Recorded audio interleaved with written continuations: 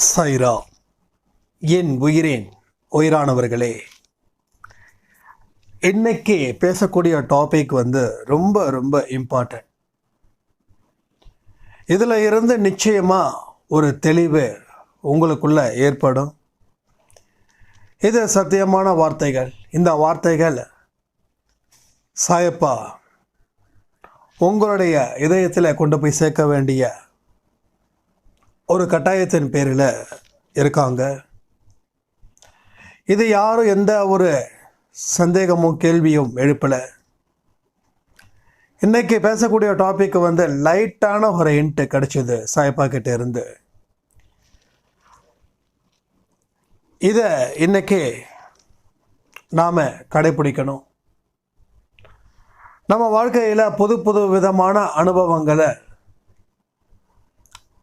சாயப்பா நமக்கு கற்றுக் கொடுத்துட்ருக்காங்க.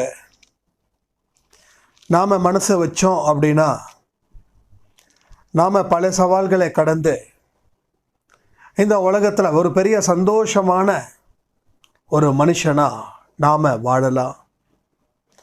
எனக்கு மனுஷன் அமைதியை தேடி எங்கெங்கேயோ போகிறாங்க. ஏழையும் போகிறாங்க, பணக்காரரும் போகிறாங்க, நம்மளை மாதிரி மிடில் கிளாஸில் இருக்கிற மனிதர்களோ போகிறாங்க. பட் அமைதி கிடைக்கல. ஏன்னா அமைதி வெளியில் இல்லை, உள்ளதான் இருக்கு. வெளியில் இருக்கக்கூடிய அமைதி சில நேரத்தில் நமக்கு சந்தோஷத்தை கொடுக்கலாம், ஆனால் அது நிரந்தரமான சந்தோஷம் இல்லை. ஆனால் உள்ளுக்குள்ள அந்த அமைதி இல்லை அப்படின்னா நீங்கள் எந்த ஒரு புறத்தின் மூலமாக கிடைக்கக்கூடிய அமைதியும் வீணற்றது, அர்த்தமற்றது. அது வாழ்க்கைக்கு என்னைக்கும் எங்கேயும் உதவாது. ஒரு மனுஷன் அமைதியை கடைபிடிக்கும் போது தான் ஆண்டவனுடைய அருளை அவன் பெற முடியும். சாயப்பா பேசக்கூடிய ஒவ்வொரு வார்த்தையையும் அவன் நிதானமாக கேட்டு வாழ்க்கையில் பயன்படுத்தி பல பேர் பலவிதமாக கஷ்டப்பட்டு வாழ்க்கையில் முன்னேறுவாங்க. ஆனால் சாயப்பாவோட குழந்தையோ பெரிய அளவில் கஷ்டப்பட மாட்டாங்க. நம்பிக்கை அப்படின்ற ஒரு பாயிண்ட்டை சாயப்பா கிட்ட வைப்பாங்க. சாயப்பா சொல்லக்கூடிய வழிகளில் அவங்க நடப்பாங்க. அவங்களோட நன்னடத்தையின் காரணமாக அவர்களுடைய கர்மாக்கள் அத்தனையும் அழிக்கப்பட்டு அவங்க வாழ்க்கையில் நல்ல ஒரு உயர்ந்த இடத்துக்கு போவாங்க. அப்போ மனசில் இருக்கக்கூடிய சில மோசமான எண்ணங்களை தூக்கி எறிஞ்சிட்டா நல்ல எண்ணங்களை புதுப்பிச்சுக்க முடியும். அதன் மூலமாக சாயப்பாவுடைய அருளை பெற முடியும். சாயப்பாவோட அருளை பெற்ற எந்த ஒரு குழந்தையும் பெரிய அளவில் கஷ்டப்பட வேண்டிய அவசியம் இருக்காது. இனி நடப்பவை அனைத்தும் நன்மைக்கே அப்படின்ற ஒரு நினைப்பை வச்சுக்கிட்டு இந்த ஆடியோவை முழுக்க கவனத்தோடு கேளுங்க. நம்மள நிறைய பேருக்கு ஒரு விஷயங்கள் இருக்கு. தாங்க முடியாத பாரம் மனசில் வந்துடுச்சுன்னா இதுக்கு மேலே என்னால் தாங்க முடியாது, இதுக்கு மேலே என்னால் சுத்தமாக தாங்க முடியாது, எனக்கு இதுக்கு மேலே வாழ்க்கையே வேண்டாம், நான் வாழ்ந்து என்ன பண்ண போகிறேன், இந்த மாதிரியான ஒரு விதமான குரல்கள் நமக்கு ஒலிச்சுக்கிட்டே இருக்கும். நீங்களும் சொல்லியிருக்கலாம், மற்றவங்க சொல்கிறத கேட்டும் இருக்கலாம். இது ரொம்ப இம்பார்ட்டண்டான ஒரு விஷயம். இதற்கு மேலே என்னால் செய்ய முடியாது, இதுக்கு மேலே வேலை பார்க்க முடியாது, இதுக்கு மேலே வாழ முடியாது, இதுக்கு மேலே அன்பு வைக்க முடியாது, இதுக்கு மேலே ஏமாற முடியாது, இதுக்கு மேலே வாழவே முடியாது அப்படின்ற ஒரு நிலையில் ஒரு மனுஷன் வரான். அந்த நிலையில் எத்தனையோ பேர் வாழ்ந்திருக்காங்க, எத்தனையோ பேர் வாழ முடியாமல் போயிருக்காங்க. கடவுளோட நம்பிக்கை ஒரு மனுஷனுக்கு ஓரளவுக்கு இருந்துச்சுனாவே போதும், அந்த இடத்தை தாண்டி நீங்கள் வாழலாம். ஆனால் கடவுளோட நம்பிக்கை எல்லா மனுஷங்களுக்கும் ஒரு மிகப்பெரிய குறையோட தான் அந்த நம்பிக்கை இருக்கு. எத்தனை பேருக்கு அடுத்த நிமிஷம் உயிர் போகும், கடவுள் என்ன காப்பாற்றுவாங்க, அந்த உயிர்லேருந்து தப்பிச்சுக்கலாம் அப்படின்ற ஒரு நம்பிக்கை பல பேருக்கு இல்லை. அது ஒரு மரண பயமோ இல்லை ஆபத்தை சந்திக்கக்கூடிய ஒரு பயமோ நம்ம மனசுக்குள்ளே வந்து நிற்குது. அப்போ இத்தனை நாள் நம்ம சாமியை கும்பிட்டோம், சாமி சொன்னதை கேட்டோம், நிறைய நம்பிக்கையை ஏற்படுத்துகிற மாதிரியான கதைகளை படித்தோம், பெரியவங்க சொன்னதை காது கொடுத்து கேட்டோம், அது எல்லாம் கேட்டும் அத்தனை படித்த படிப்புகளும் அந்த இடத்துல அந்த மனுஷனுக்கு வீணாக போயிடுச்சு. ஏன்னா மனுஷன் எந்த ஒரு இடத்துலையும் அவன் கவனத்தை எதுலேயும் வைக்கல. அந்த கேட்கும் போது இருக்கக்கூடிய நம்பிக்கை கேட்டு முடிச்சதுக்கப்புறம் அவன் நம்பிக்கை இல்லாமல் போகிறான். இதுதான் மனுஷனுடைய மிகப்பெரிய பலகீனம். அப்போ கடவுள் மேலே நம்பிக்கை, கடவுளை பார்க்கும்போது நம்பிக்கை வருது, கடவுளை பார்க்குறான், பின்னாடி இருக்க ஆபத்தை பார்க்குறான். ஒரு சிங்கம் 4 காலு பாய்ச்சலில் துரத்திக்கிட்டு வருது, கடவுள் வந்து அங்கே சிலையாக நிற்கிறாருன்னு வச்சுக்கோங்க. அவன் கடவுளோட பாதத்தில் சரணாகதி அடைஞ்சிட்டான் அப்படின்னா அவனோட நம்பிக்கை அங்கே கடவுள் காப்பாற்றுவார். ஆனால் சாமியை பார்க்குறான், சிங்கம் துரத்துது. இப்போ கடவுள்கிட்ட அவன் போவானா இல்லை கடவுளை தாண்டி அவன் ஓடுவானா? இதில் ஓப்பனாக ஹானஸ்டாக நீங்கள் கமெண்ட் பண்ணுங்கள். உங்களுக்கு ஒரு நிலை, ஒரு கோயிலில் இருக்கீங்க, சாமி கும்பிட்டுட்டு இருக்கீங்க, ஒரு ஒரு ஒரு பெரிய வட்ட வழின்னு வச்சுக்கலாம், நம்ம அந்த ஐயனார் சாமி மாதிரின்னு வச்சுக்கலாம்.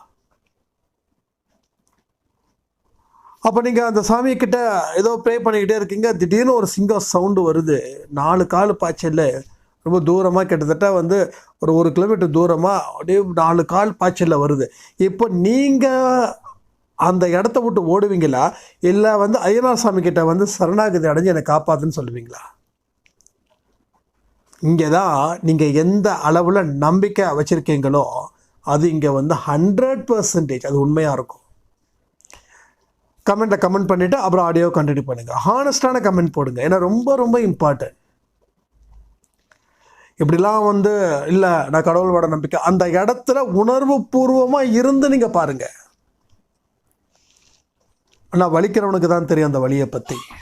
அதனால் இங்கே அன்பே சாய் குடும்பத்தில் இருக்கிற அத்தனை பேரும் ஒரு வலியோட நெஞ்சில் சம்மந்துக்கிட்டு பாரத்தை சம்மந்துட்டு இருக்கிறவங்க தான்.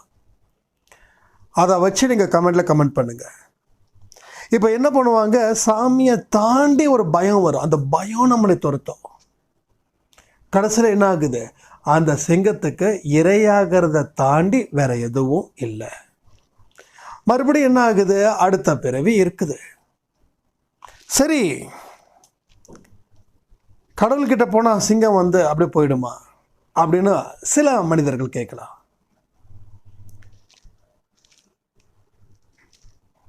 போனாலும் போகாட்டியும் உங்களுக்கு அந்த இடத்துல லாபம்தான். ஏன்னா கடவுள் நம்பிக்கையோட நீங்கள் கடவுளுடைய பாதத்தை கண்டுபிடிச்சிட்டீங்க.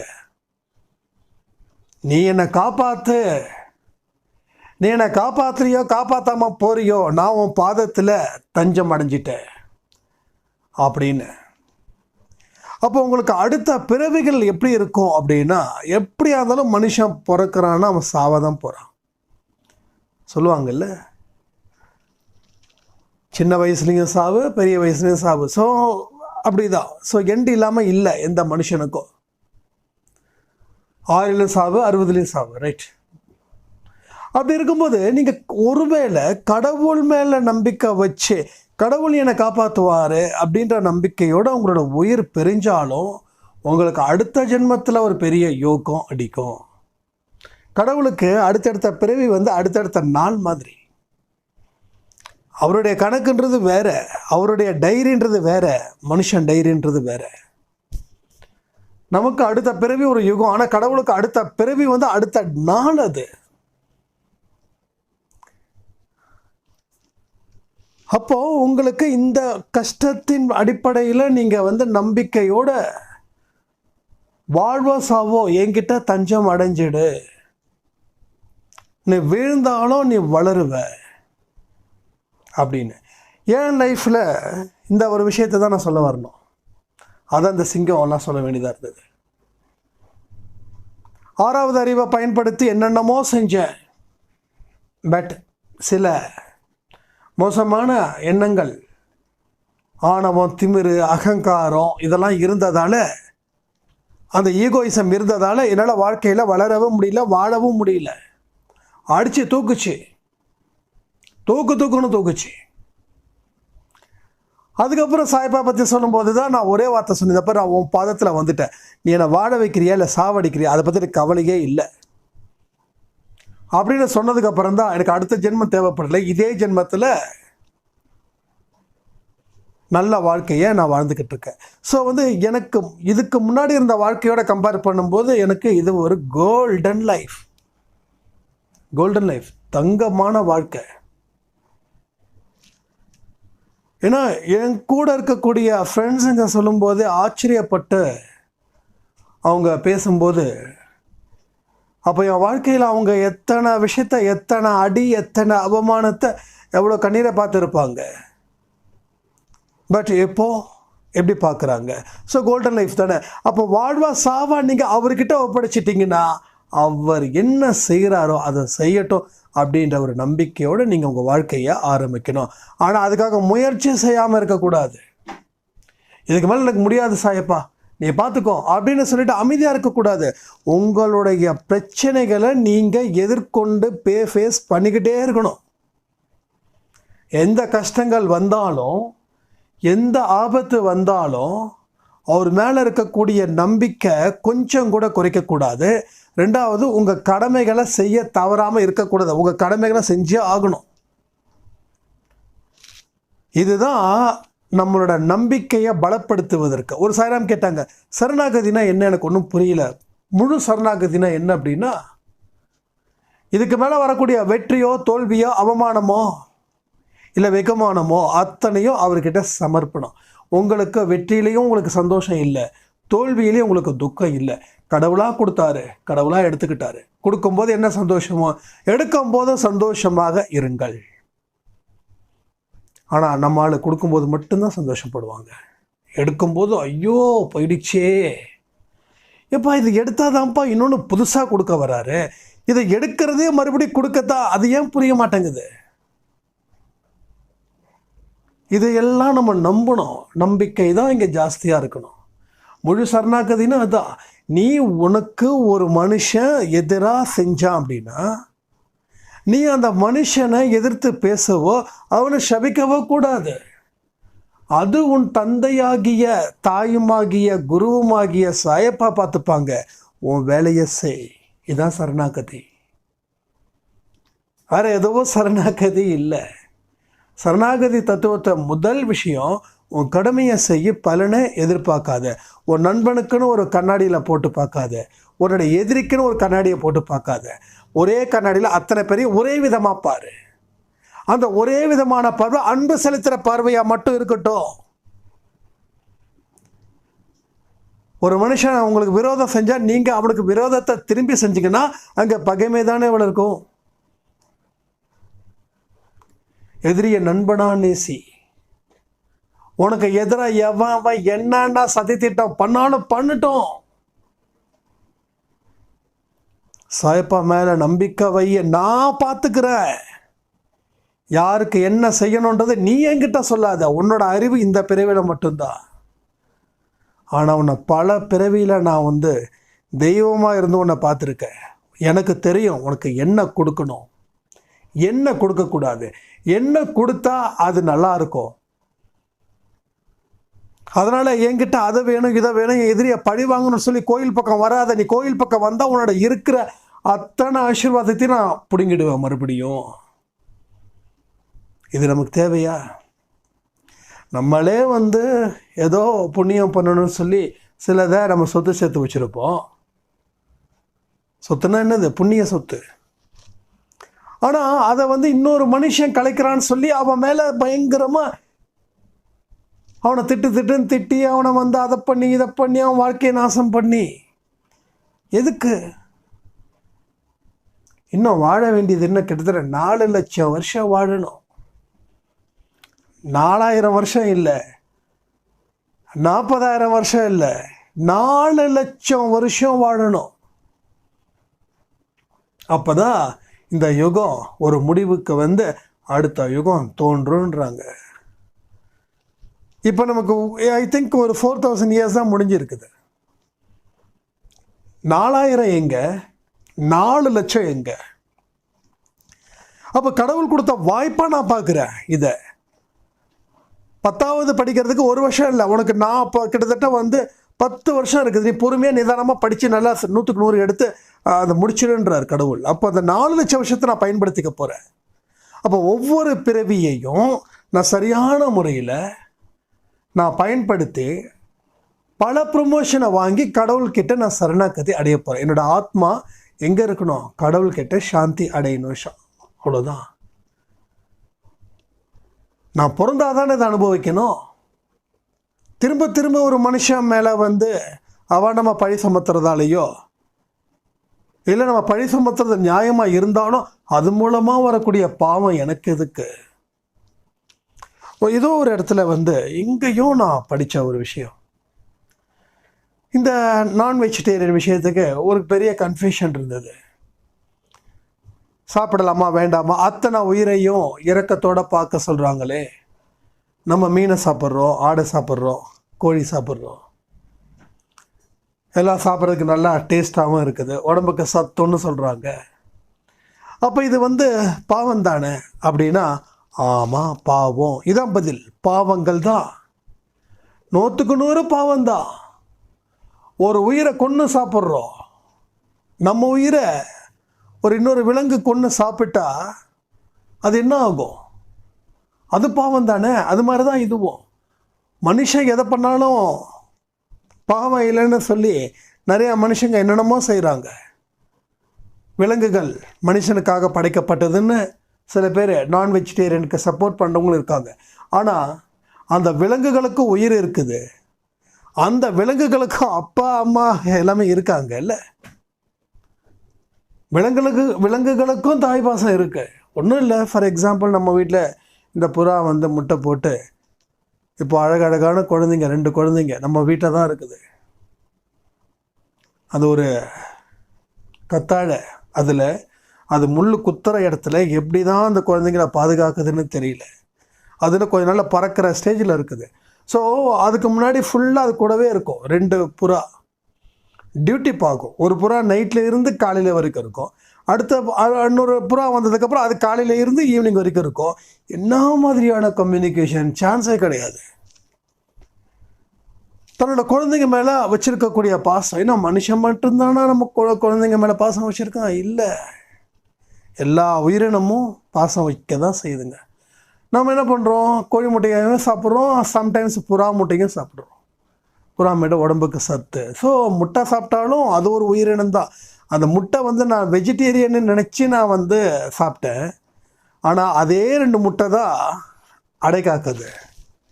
அப்போது அதுவும் ஒரு உயிரினம் தான் இல்லையா? அப்போ உயிரினம் சாப்பிட்டா பாவமானா கண்டிப்பாக பாவம்தான்.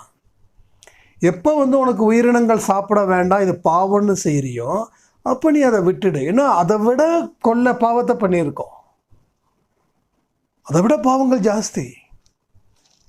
எத்தனையோ பாவங்களை செஞ்சுருக்கோம், எத்தனையோ பேரை மனசால சபிச்சோம், எத்தனையோ பேர்கிட்ட உதவி கேட்டால் அவங்க உதவி கொடுக்கலன்னா அவங்கள கடும் சொற்களால் நம்ம மனசுக்குள்ளே நினச்சோம். 4 பேர்கிட்ட அவனை பற்றி தப்பாக சொன்னோம். இந்த பாவத்தெல்லாம் நீங்கள் முடிச்சிட்டதுக்கு அப்புறம் தான் அந்த இடத்துக்கு வரணும். அதாவது 1வது படிக்கட்டே ஏறல, 10வது படிக்கட்டுக்கு போகிற மாதிரி. அப்போ உங்களோட பாவங்கள் உங்கள் வாழ்க்கையில் கொஞ்சம் கொஞ்சமாக குறைய அதுக்கப்புறம் நமக்கு ஒரு புத்தி வருமா? என்ன புத்தி? ஓகே, இந்த மாதிரியான உயிரினத்தை கொன்று சாப்பிடக்கூடாது. அந்த நிலையில் வரும்போது நீ அதை விட்டுடு. இப்போ நீ உயிரினத்தை அடித்து சாப்பிடாம நீ மற்ற மனுஷங்களை ஏமாத்தியோ இல்லை நம்பிக்கை துரோகம் பண்ணியோ நீ சொர்க்கத்துக்கு போயிட முடியும்னு நினைக்கிற? உன்னோட இனத்தில் இருக்கிறவனையே நீ அவன் மேலே அவ்வளோ பழிய போடுற, அவனை அழிக்கணும்னு நினைக்கிற. பெரிய பாவமே மனுஷனை அவன் அழிக்கணும்னு நினைக்கிறது தான். அதுக்கப்புறம் தான் அடுத்தடுத்த பாவங்கள். ஸோ இந்த ஜென்மத்தில் செய்ய வேண்டிய விஷயங்களை நம்ம செய்யாமல் இருக்கணும். அதுக்கப்புறம் வரக்கூடிய ஜென்மத்தில் உயிர் பலி வேண்டாம், அப்படின்னு ஒரு முடிவுக்கு ஆட்டோமேட்டிக்காக உன் மைண்டு வரும். உன் மைண்டு எந்த அளவுக்கு சுத்தத்தை நோக்கி போகுமோ அது பெரும் சுத்தமாக ஆகும்போது தான் அடுத்த உயிரினத்தை சாகடிக்க கூடாதுன்னு நீ நினைப்ப. அன்னைக்கு விடு. அதுக்கு முன்னாடி பண்ணக்கூடிய லட்சக்கணக்கான பாவங்களை முதல்ல நிறுத்து. பைபிளில் ஒரு சூப்பரான ஒரு வார்த்தை, எந்த பெண்ணையும் தப்பாக பார்க்கக்கூடாது. தப்பாக பார்த்தாவே பாவமா, எந்த பெண்ணாக இருக்கட்டும் அதுவே பாவமா. உன்னோட கண்கள் பாவம் பண்ணான்னு உன் கண்ணை பிடுங்கி போடுன்றாங்க. எவ்வளோ பெரிய விஷயமா இருக்குது இது. உன் கண் ஏதோ ஒரு பாவ செயல்களை செஞ்சா அந்த கண்ணை பிடுங்கி போட்டு இதை விட நரகம் ரொம்ப மோசமான ஒரு விளைவை கொடுக்குமா? அப்போ பாருங்க, பாவத்தை செய்யறது எவ்வளோ பெரிய ஒரு மோசமான பின்விளைவை ஏற்படுத்துன்றத ரொம்ப தெளிவாக சொல்கிறாங்கல்ல. அதனால தான் நம்ம அடிக்கடி சொல்கிறோம், எதிரிகள் மேலேயும் அன்பு வையுங்க, சபிக்காதீங்க. நீங்கள் எந்த மனுஷனை சபிக்கிறீங்களோ, எந்த மனுஷனை கேலியும் கிண்டலும் செய்து அவர்களை நோக்கடிக்கிறீர்களோ அத்தனையும் உங்களுக்கு பாவத்தை சுமக்கக்கூடிய நிலையில் நீங்கள் வந்துடுவீங்க. அப்போ உங்கள் மைண்டுக்குள்ளே நிறைய விஷயங்களை கொண்டு வந்து நிறுத்தணும். எதெல்லாம் பாவம் செய்கிறோம், எதெல்லாம் மோசமான விஷயத்தை பண்ணுறோம், பொண்டாட்டிக்கு தெரியாமல் ஏமாற்றி தப்பு பண்ணுறது, குழந்தைங்களுக்கு செய்ய வேண்டிய கடமைகளை செய்யாமல், இது எல்லாமே பாவம் தான். ஒரு குடும்பஸ்தான் எப்படி இருக்கணும்? மனைவி கணவனுக்கு துரோகம் பண்ணக்கூடாது, கணவன் மனைவிக்கு துரோகம் பண்ணக்கூடாது, பெத்த பசங்க அப்பா அம்மாவுக்கு துரோகம் பண்ணக்கூடாது. எல்லாருடைய மனநிலையிலையும் சாந்தத்தை நாம் கொடுக்கணும். இதுதான் ஒரு இல்லறத்தானோட கடமைன்னு சொல்கிறாங்க. நல்ல நண்பனுக்கு நல்ல நண்பனாக இருக்கணும், பெற்றவங்களுக்கு நல்ல குழந்தையாக இருக்கணும், லைஃப் பார்ட்னருக்கு நல்ல லைஃப் பார்ட்னராக இருக்கணும். இது எல்லாம் செய்யணும். இது இங்கேருந்து ஆரம்பிக்கணும். எங்கேருந்து? நம்ம வீட்டில் இருந்து ஆரம்பிக்கணும், நம்ம சொந்தத்தில் இருந்து ஆரம்பிக்கணும். இது எல்லாம் ஆரம்பித்தாதான் உங்கள் வாழ்க்கையில் புதுமை அடையும். உங்கள் பாவங்கள் இப்போ கண்ணா பின்னான்னு குறையுது. அதுக்கு முன்னாடி தங்க வேலை மாதிரி புஸ்ஸு ஏறிடுச்சு. இப்போ இந்த மாதிரியான நல்ல விஷயங்களை நீங்கள் தொடர்ந்து செஞ்சுக்கிட்டே இருக்க கடவுளுக்கு பிடிச்ச குழந்தையா நீங்கள் போயிடுறீங்க. அதை புரிஞ்சுக்கோங்க. கடவுளுக்கு பிடிச்ச குழந்தையா இருந்துட்டா நீங்கள் உங்கள் வாழ்க்கையில் எதை பற்றியும் பயப்பட வேண்டாம்.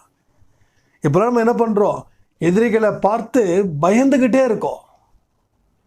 எதிரிகளை பார்த்து பயப்படுறதால தான் அவன் நம்மளை அடிமையாக்கி அவன் சந்தோஷமாக வாழ்ந்துக்கிட்டு இருக்கா. எதிரிகள்ன்றத மனுஷனை மட்டும் நான் சொல்லலை, நம்ம மனசில் இருக்கக்கூடிய கெட்ட குணங்களை தான் நான் சொல்கிறேன். வெளியில் இருக்கக்கூடிய எதிரிகள் ஒரு நாளில் போயிடுவாங்க நம்மளை விட்டுட்டு. ஆனால் உள்ளுக்குள்ளே இருக்கக்கூடிய எதிரிகள் என்னென்ன எதிரிகள்? காமம், கோபம், பொறாமை, இந்த மாதிரியான விஷயங்களால் நாம் அடிமை ஆகிட்டோம் அப்படின்னா அதில் இருந்து வெளியில் வருவதுன்றது மிகப்பெரிய சேலஞ்ச். அப்போ அதில் இருந்து வெளியில் வரணும்னா உங்களுடைய நகர்வுகள் கடவுளை நோக்கி மட்டும் போகணும்.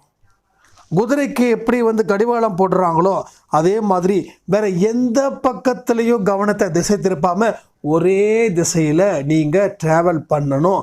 அப்படி பண்ணும்போது தான் நீங்கள் புனிதமான மனிதர்களாக ஆவீங்க. அப்படி பண்ணிட்டீங்கன்னா உங்ககிட்ட எந்த எதிரிகளும் உங்களை ஆளுமை பண்ண மாட்டான். எப்பா இவங்க போகிற இடம் வேற இடம், அங்கே போனால் நம்ம அழிச்சிடுவாங்க, அதனால நம்ம போயிடுவோம்.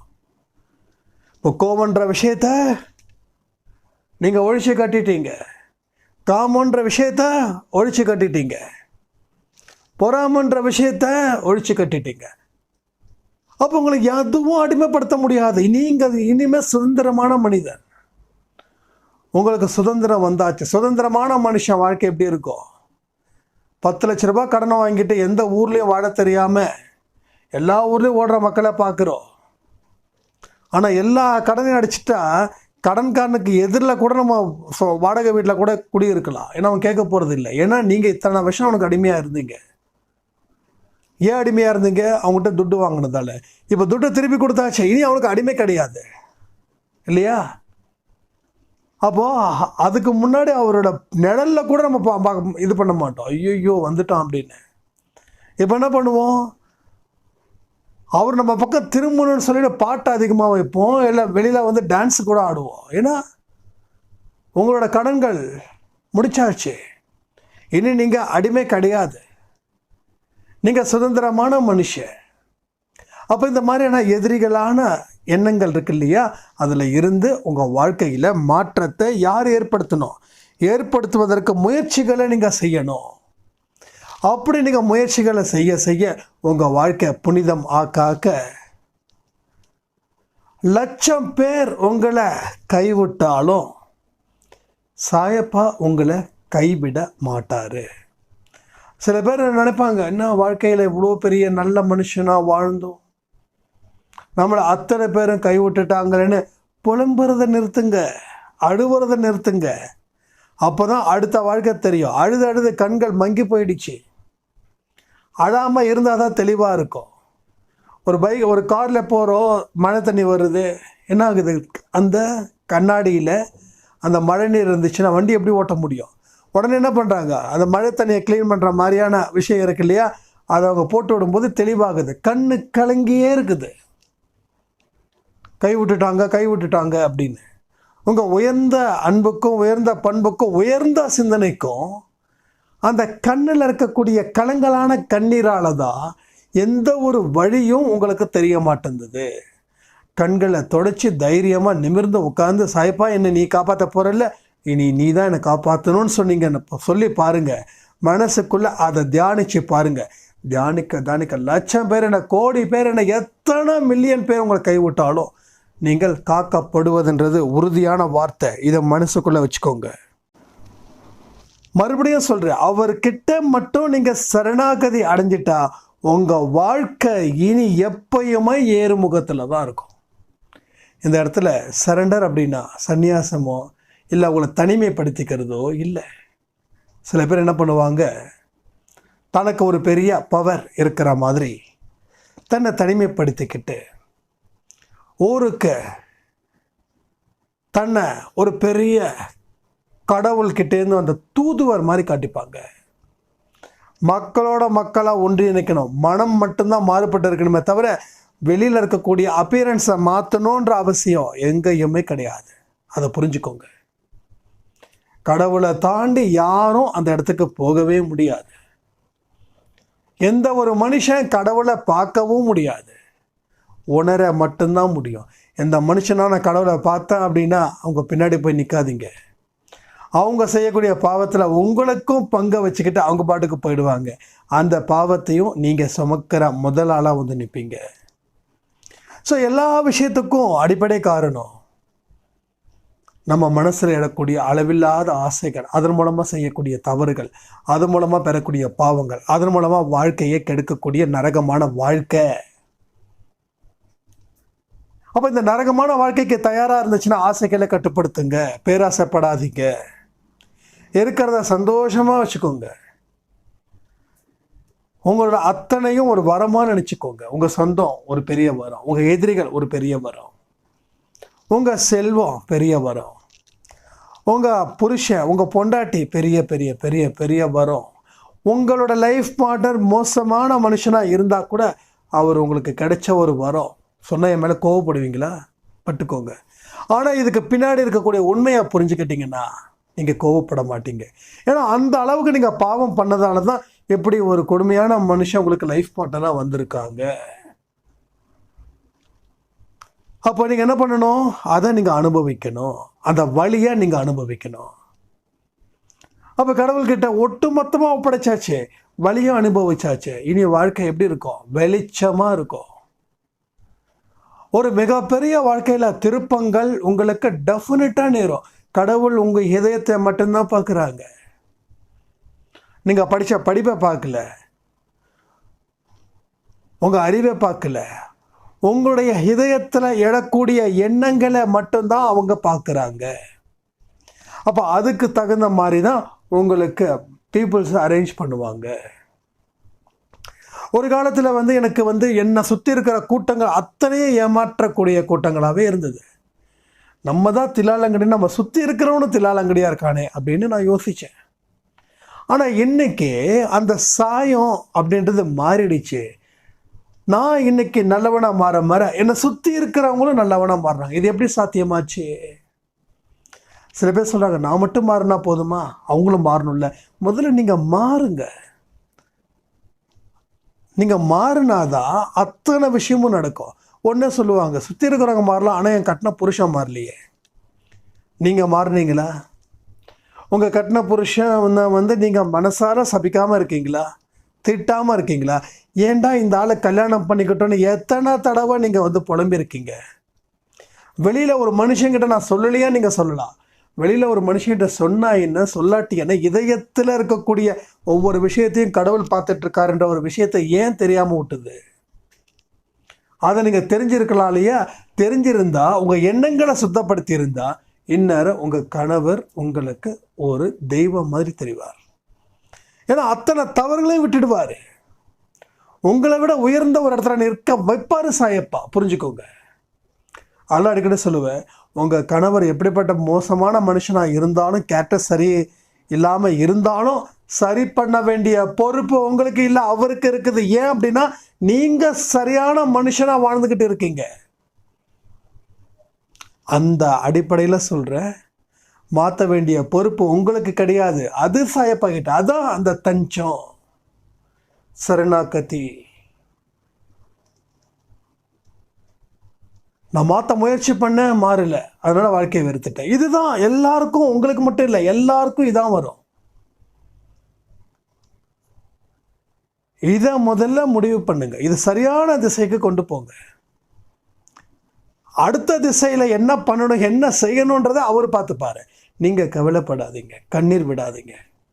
உங்கள் கண்ணீரை தயவு செய்து வீணாக்காதீர்கள். ஏன்னா இந்த கண்ணீரை ஆலைக்கு ஆனந்த கண்ணீராக வருவதற்கு கண்ணீருக்கு ஸ்டாக் வைக்கணுமா இல்லையா? இன்னைக்கு அழக்கூடிய கண்ணீர் வருத்தத்தின் மூலமாக பெறப்பட்ட கண்ணீர், துன்பத்தின் மூலமாக வரக்கூடிய கண்ணீர். ஆனால் இந்த கண்ணீர் எல்லாம் தேர்ந்துருச்சுன்னா அழுவதுக்கு கண்ணீர். சில பேர் சொல்ல, அழுது கண்ணில் தண்ணியே இல்லைப்பா. அப்போ ஆனந்த கண்ணீரை சாயப்பாவோட பாதத்தில் நினைப்பதற்கு நீங்கள் தயாராக இருக்கணும்னா, அப்போ அந்த கண்ணீர் ஸ்டாக் இருக்கணுமா இல்லையா? அப்போ அந்த ஸ்டாக்கை நீங்கள் வீண் பண்ணிட்டீங்கன்னா என்ன அர்த்தம்?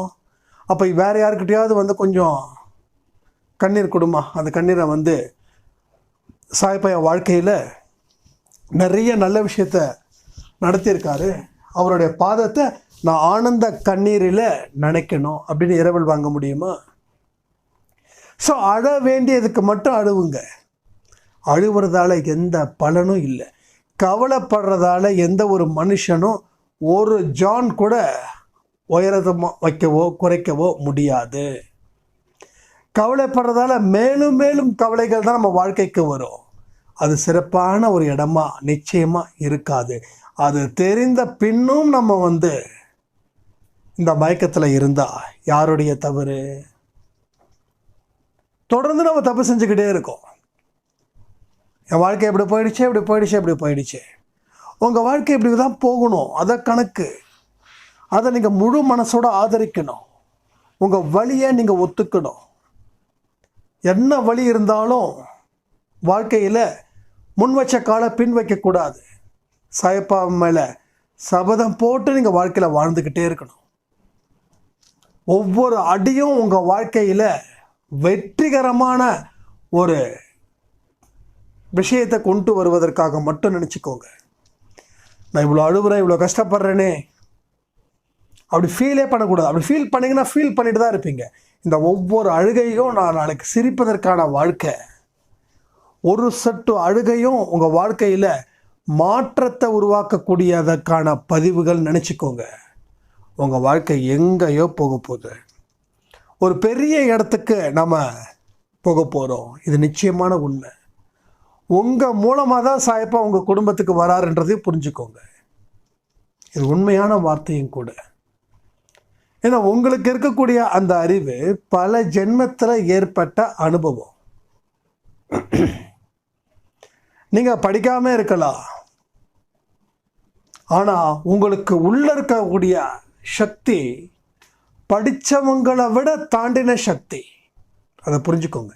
எவ்வளோ தான் படிச்சிருந்தாலும், எந்த யூனிவர்சிட்டி, எந்த ஃபாரின் கண்ட்ரியில் டாக்டர்ஸுங்க படிச்சுட்டு வந்தாலும் கடைசியில் என்ன சொல்லுவாங்க? God is great. நாங்கள் செய்ய வேண்டிய அத்தனை ட்ரீட்மெண்ட்டையும் நாங்கள் பண்ணிட்டோம், இனி கடவுள் இருக்காங்கன்னு சொல்கிறாங்களா இல்லையா? ஸோ உயிரை காப்பாற்றக்கூடிய டாக்டர்ஸும் நம்புகிறாங்க கடவுள் இருக்காங்கன்னு. ஏன்னா கடவுளுக்கு எல்லாரையும் தாண்டின சக்தி, மகா சக்தி அவருக்கு மட்டும்தான் இருக்குதுன்றதை புரிஞ்சுக்கோங்க. அதை விட்டுட்டு தேவையில்லாமல் புலம்பல்கள் வேண்டவே வேண்டாம். அந்த சக்தியை நம்புகிறவங்க யாரும் என்னக்கு கெட்டு போனதே இல்லை. ஆனால் அந்த சக்தியை பெயரளவுக்கு நம்பி அந்த சிங்கத்து கதை மாதிரி இருக்கிறவங்க தான் வாழ்க்கையில் தோற்று போகிறாங்க. ஏன்னா நம்பிக்கைன்றது பேரளவில் மட்டும் இருக்கே தவிர ஒரு உண்மையான ஒரு விஷயமா இல்லை. நீங்கள் எதில் கவனத்தை வைக்கிறீங்களோ அதுதான் உங்கள் வாழ்க்கைன்றதை நீங்கள் புரிஞ்சுக்கோங்க. நான் என்னோடய வியாபாரத்தில் என் கவனத்தை வச்சேன்னா அந்த வியாபாரம் பெருகும். என்னோடய கவனத்தை நான் பொழுதுபோக்கில் வச்சேன் அப்படின்னா என் வியாபாரம் பெருகாது. இதான் கணக்கு. அப்போ நம்ம கவனம் சிதறுது, ஏதோ டிஸ்டர்ப் ஆகுது. நம்ம சரியாக சாயப்பாட்டை பிரார்த்தனை பண்ண முடியலையா, ஆரத்தி எடுக்க முடியலையா, கவனம் சிதறுது, வேற எங்கேயோ அந்த கவனம் போய் நிற்குது.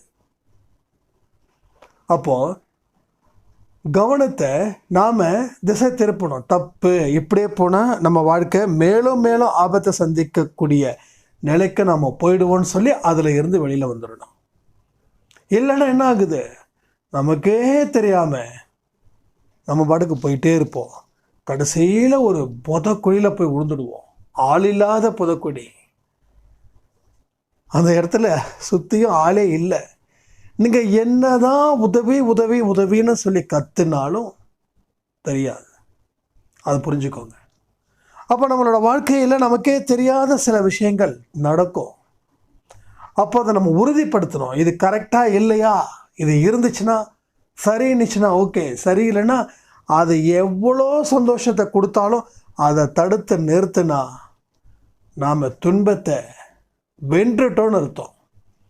அதனால் தொடர்ந்து நிறைய முயற்சிகளை நம்ம மேற்கொள்ளணும். அன்பேசாய் குடும்பம் பெரிய சரித்திரம் படைக்கக்கூடிய மனுஷனாக வாழணும்னு சொல்லி இந்த ஆடியோவை முடிக்கிறேன். ஜெய் சாய்ராம்.